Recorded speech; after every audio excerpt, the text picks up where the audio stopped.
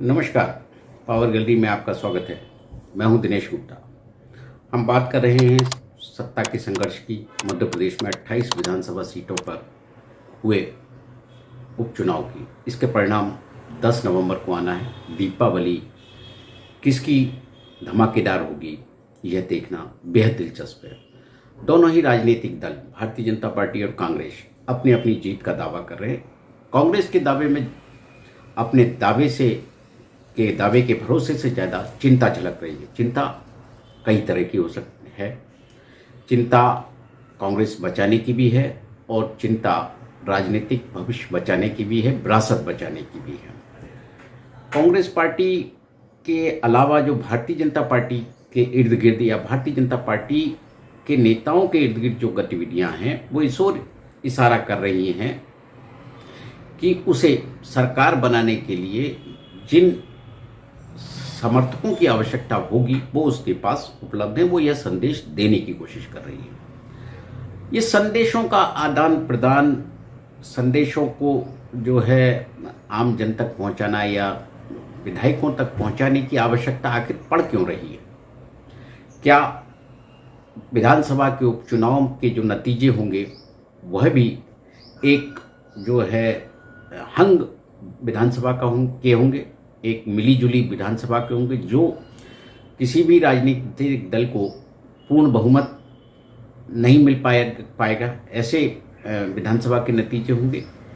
तो नतीजों का इंतजार करना जो है सभी के लिए ठीक होगा, लेकिन दावे करना राजनीतिक दलों की प्रक्रिया का एक हिस्सा है।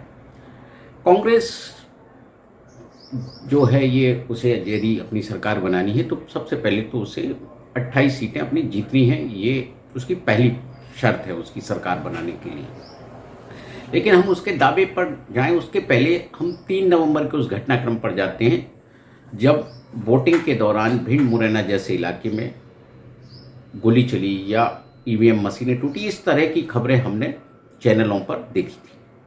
आश्चर्य है यदि ये खबरें सही थी तो फिर चुनाव आयोग ने पुनर्मतदान क्यों नहीं कराया?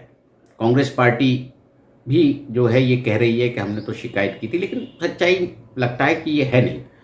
यदि समय पर शिकायत की होती, शिकायत सही होती तो निश्चित तौर पर चुनाव आयोग 1, 2, 4 पोलिंग स्टेशन पर पुनर्मतदान कराने में उसे कोई समस्या नहीं होती।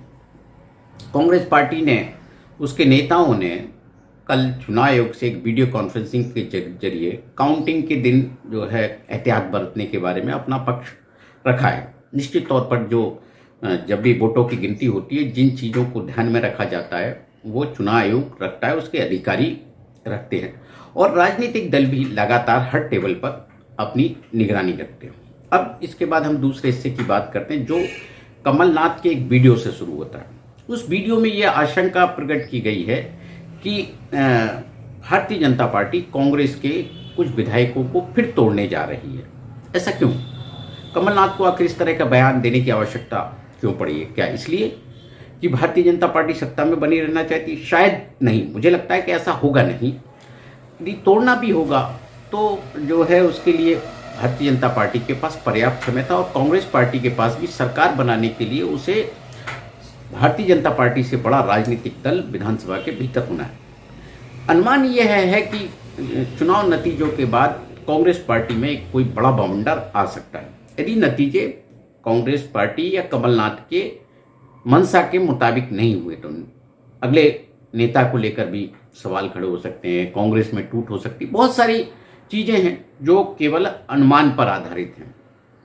ये भी संभव हो कि कमलनाथ यदि नतीजे ठीक ना आए तो अपनी एक जो है सम्मानजनक एग्जिट तलाश कर रहे हो कांग्रेस पार्टी से या प्रदेश की राजनीति से, कोई ऐसा मार्ग तलाश कर रहे हो जिससे वो सम्मानजनक ढंग से निकल जाए और ये संदेश देने में सफल रहे कि उन्होंने जो दल छोड़कर जाने वाले लोग हैं जिन्हें वो गद्दार की संज्ञा देते हैं उनसे लगातार उन्होंने मुकाबला किया और वो उसमें शहीद हो गए।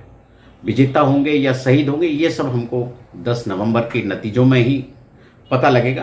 तब तक हमें इंतजार करना होगा। हमारा आपसे आग्रह है कि आप हमारे YouTube चैनल को सब्सक्राइब जरूर करिए, लाइक जरूर करिए और उसे शेयर जरूर करिए। नमस्कार, बहुत बहुत धन्यवाद।